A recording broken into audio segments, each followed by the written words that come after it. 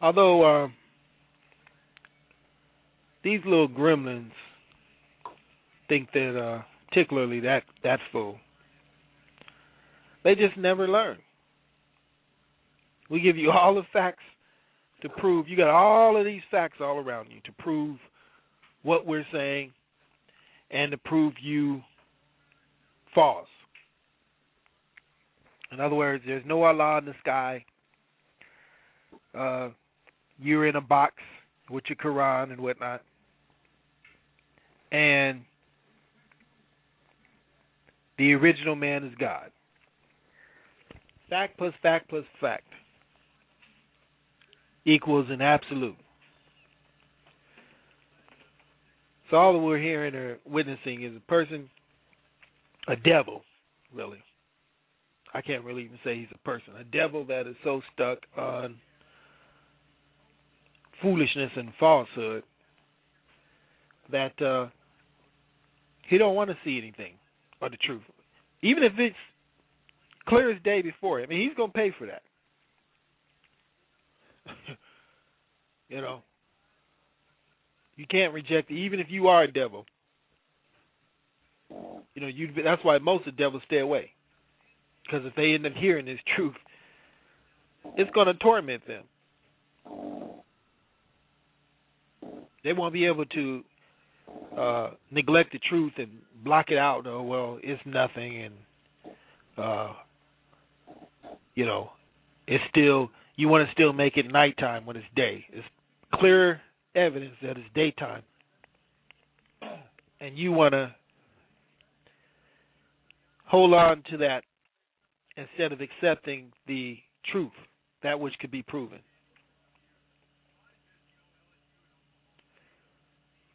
So that's what happens there. All right, let's see. I'll bring on Supreme Ali up in here so the switchboard flips. All right, you there, God? Righteousness. Righteousness, God. How's it going? Oh, the God is doing great today, brother. Excellent. Definitely. Yes, sir. We're on a great and timely topic today on the Holy Quran and Prophet Muhammad and Islam. You know. Excellent. Who are those things for? The black man or the white Arab? And the facts and mathematics and science proves that it's not for us at all. That's expired even for them today. And that can't help. They're getting slaughtered right now. Slaughtered. There's a lot of stuff when they drop bombs, they don't even mention it. They get bombed on and think it's Allah. You know. That's so many what they call those carriers, those planes. He could bomb somebody out in the orbit down there. You know, 7 miles away from the country, and some of these things could travel 7 miles an hour. That's his planes. His planes can travel no more than 7 miles an hour. You know, ours travel at the speed of thought. So you can measure the velocity in both. So anyway, Prophet Muhammad is really, some of these clowns are just so touchy on this, you know. All right, you're talking. I told you I had one of these clowns pull it when I was still awakening to myself. I didn't know completely who I was. Although I knew that God was a man. So anyway, I was in this store and this clown asked me, said, you don't believe in Farad Muhammad and this and that. And Elijah was full of this and that. I said, How was that? He said, da, da, da. And I said, God is a man. And he says, that's blasphemy. You're blaspheming here. And and he went and grabbed his sword and whatnot. And he walks up to me. I didn't flinch at him. I already knew he was a joke, all of them. So he has his sword and whatnot. And he says, say Allah's a man right now, and I'll cut you out. And I turned my back. I said to him, if it's Allah's will, so do it. And I turned my back on that sissy-ass nigga. I wasn't going to do nothing. Like all of them. They talk this and this and that. And they getting slaughtered by the white man of North, a Christian white man. You guys are cowards. You really are. You talk that macho shit about Allah, this, and that. You ain't going to do nothing. Matter of fact, you didn't do September 11th with y'all's gay asses. CIA, those were CIA assets. Those were people trained, Al-Qaeda and Taliban trained by the CIA. They gave them the training. They told them how to fly and what distance and all that stuff. How to read radars. Can't no cave people living in the cave that don't even know how to use toothbrush come into a place and know the technology of a devil system unless he was taught.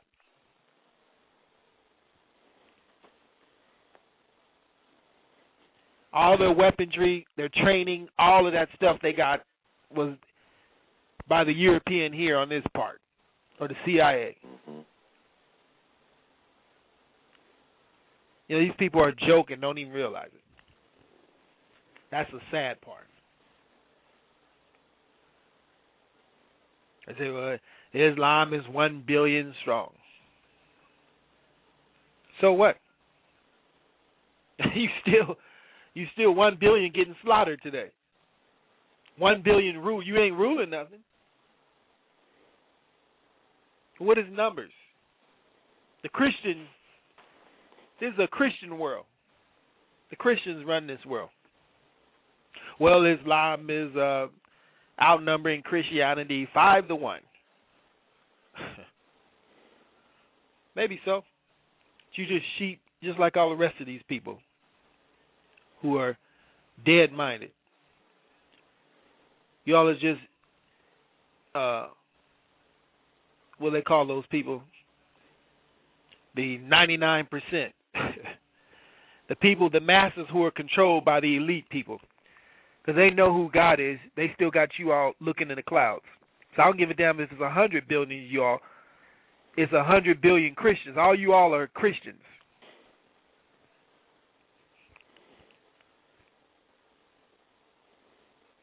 You got a Christian, American Christian, and the Eastern Christian.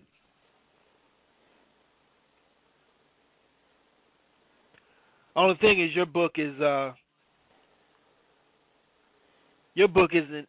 tempered like the Christian book, the poison book.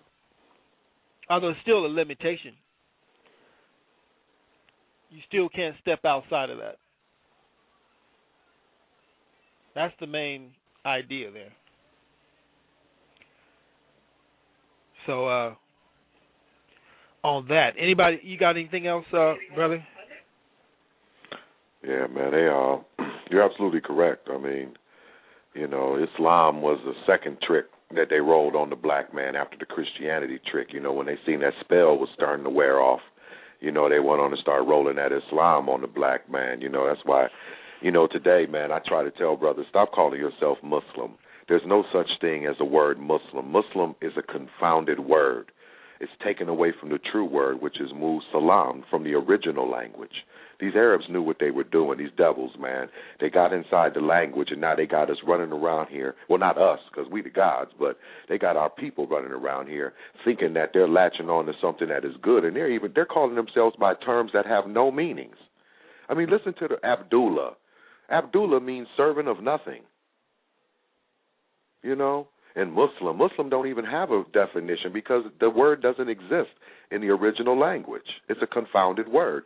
But people don't get into it for the language. They just want to follow their sheikhs and their ministers and their imams. That's what they're just like the Christians. They want to get into it because they want to follow a minister, or some old dirty deacon or something, And that's what's wrong with religion. It turns people into ignoramuses. Muslim.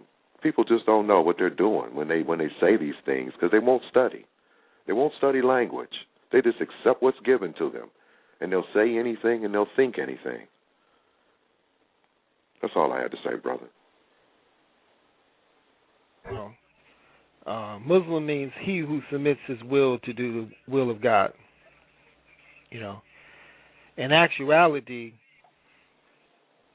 the woman is a Muslim because it is her duty to submit her will to be in accord with the original man or the God. You see? So in actuality, we can say she who submits her will to do the will or be in accord with the God. Although since the white man's not God, he's the Muslim. He said there's only everything else is a feminine principle except the original man or the God. We're the only being or the only existent that is not feminine principle. Everything else is a feminine principle. You can say the earth, which means her birth, the sun, the moon is a her. The air, her winds.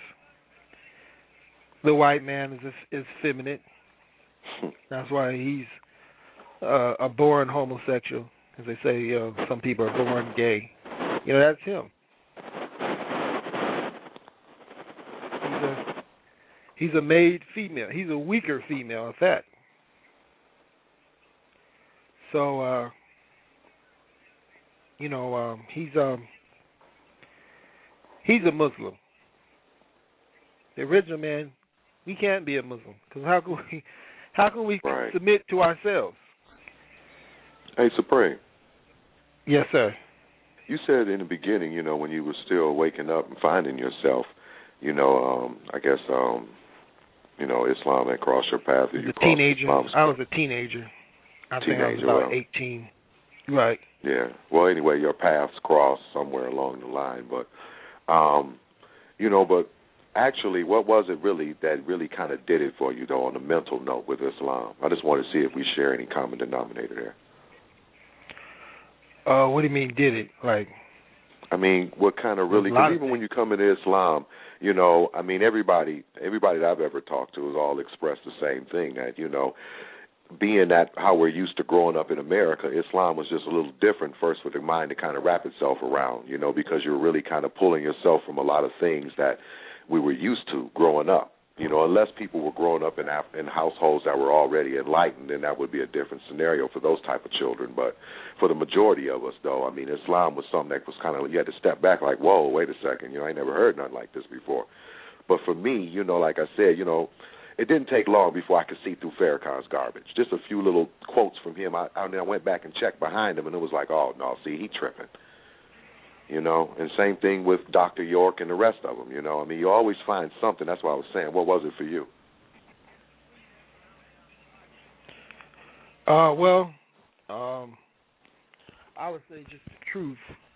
Like I said, I've been through a lot of people I studied and looked at. I didn't study them as a person. I just looked at or examined their works. And if it didn't add up to an absolute, in other words, where I had to keep searching for something, if it didn't add up to that, then I left it alone, or it was nothing it could do for me. So when I came across the great Elijah, what he taught, it was a great foundation, although I never took it as a personal thing, like everybody else. When he said, go where he say go from, stay from where he stay from, and all that. It always seemed. Actually, I knew myself then. It was just it just wasn't as complete as it is now. Mhm. You know. So coming into this degree of this level of consciousness, I just had to deal on those things that were absolute. You know, when I knew the black Right. man was God, and the white man was the devil, it could be applied on my everyday life, and it was absolute. It was a period. I then knew why everything was the way it was. That means that was the beginning, the first the first level of lessons, or the first level of answers. You know, why, looking for the why of things, or why certain things were taking place, or why certain situations were about. So using the absolute, I was able to apply that universally. So that's just one of the major things that I learned. And you take them, once when you realize, first, especially when you realize, Elijah's God. You have two choices then. You sit there and die and go old, let's say, or since math is infinite or infinity, you can always go search beyond. You see? Mhm. True. That's the fear people have. Well, I can't go out. Elijah didn't say there's pork in the bread. It's monodiglycerides, a byproduct of pork. Hell, Shahrazad stepped out of that. She had a book on how not to eat pork. Or certain arts and sciences that belong to us. If the black man is God, like I said, that formula right there could be applied, that we are the gods of everything. That was just, I got black skin, I'm the original man, and da-da-da-da. You got to have a brain, original brain first. So I was able to see beyond the little boundaries everybody else was held on. Mhm. You see? Because I know that mathematics is ongoing. It's ever-ending. So it's never no Islam to me like that, because Islam is mathematics and mathematics is Islam. In other words, people got caught on the name. Right. When he told you, that it's mathematics. So people got stuck on the name Islam or the idea that they were told they were Muslim. He told you were Muslim while you were being weaned out of Christianity. At the same time, he told you were God too. So you had to choose. Really, he gave you an ultimatum. Do you want to be Muslim or you want to be God? Or you had to be a Muslim first until you realize that in actuality you're God. God can't be a Muslim, mathematically and scientifically. That's where Clarence X lost his damn mind when he left. Because he knew, after he studied them lessons, he knew that you couldn't be a Muslim, or God had to be an original man, or he knew, about the original man being that. Although he just took the knowledge and killed himself with it. In other words, that nigga just had just enough knowledge to be a detriment to himself, to be dangerous to himself. It's like you giving a knife to an 8-year-old, a 8-month-old, or a 2-year-old. You giving a sharp knife to them to go play with. You see what I'm saying? And a sharp knife is symbolic of truth. So you giving them a sharp knife to go and apply. Now they got a weapon to harm themselves that would do more harm to them than anybody else. Because he was looking at it from a baby perspective. He was dealing on a baby level, going down there with the Negro. You don't go down. You lead as an example, and if the one who's in the mud or in a bad condition, if they like or they're attracted to what they see, then they'll come naturally. In other words, he figured he had to become a nigga to teach some niggas. Because he was a nigga himself. That's the point. Because if he wasn't a nigga, they wouldn't still been there. After he gave them these niggas his knowledge, they wouldn't still be niggas. You see? So they both was niggas. He was just able to relate to these niggas, and he tried to empower them with this knowledge.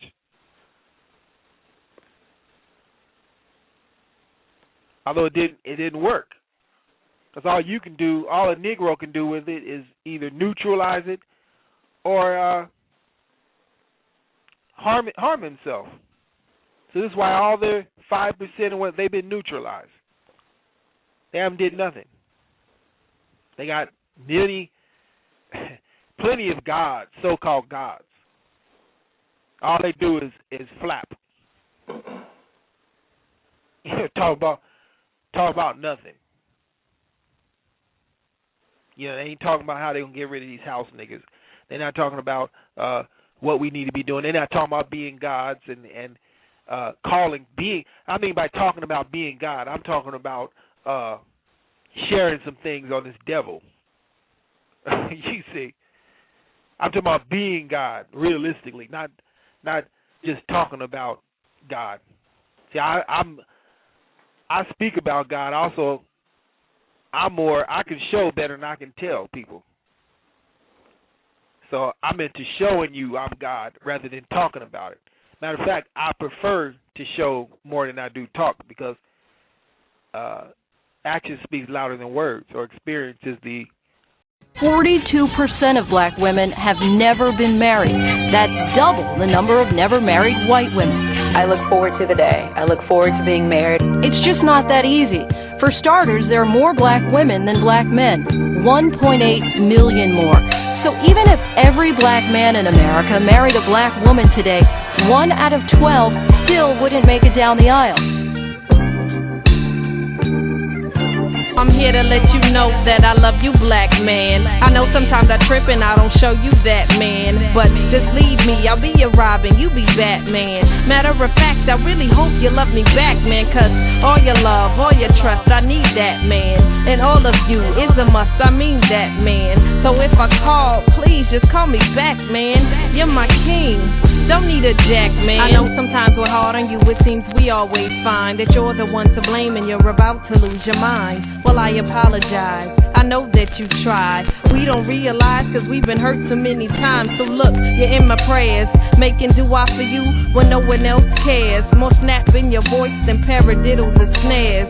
So thump on, continue to remind your brothers not to chump on. Continue to remind your sisters not to hump on. Continue to be focused, you gon' bubble gump on. You strive for what's right, and when you write from darkness to light, you give us your all that we would take a little bite. So please don't quit because we need it while you breathe it and we receive it. We believe it. You tell us that you care and we know you really mean it. If I was freestyling, I'd say this from the dome. I care for your brother as if you were my own. The type to take home, the type that wouldn't roam, the type to come back, won't stay gone long. So I'm here to let you know that I love you, black man. I know sometimes I trip and I don't show you that, man. But just leave me, I'll be your Robin, you be Batman. Matter of fact, I really hope you love me back, man. Cause all your love, all your trust, I need that, man. And all of you is a must, I mean that, man. So if I call, please just call me back, man. You're my king, don't need a jack, man. And I'm here to let you know that I love your black sister. Modest lioness and strong mother, black sister. Just ride with me, I'll be Malcolm, you'll be Betty. Ready to make the world a brighter place, and I will hold you steady. I know your heart's been broken time and time again, and real men are hard to find like honest mechanics. So when you call, I promise I will call back and do my best to try to lead you on the right path. Today it seems it's getting hard to find a good brother, someone who'll be your friend, who you could also call lover, who's true in his sincerity, you know that you could trust the leadership he brings because he knows he has the answer to the true authority. Won't treat you like minority, he listens to your counsel as your partner, his security. Never wavers, knows when to be decision maker and when to step back because he understands your nature. Full of emotion, might appear you have an attitude, but you were crying inside cause of the last dude. was mentally abusive, totally not in tune with your mind, body, and spirit. Only the worst of losers can knock a woman up, then leave responsibility to them alone. But you a soldier, you step up to the plate of commitment and be the single parent. For that I'm proud of you, and truly you deserve merit. And I'm here to let you know that I love your black sister, modest lioness and strong mother, black sister. Just ride with me, I'll be Malcolm, you'll be Betty, ready to make the world a brighter place, and I will hold you steady. I know your heart's been broken time and time again, and real men are hard to find like honest mechanics. So when you call, I promise I will call back and do my best to try to lead you on the right path.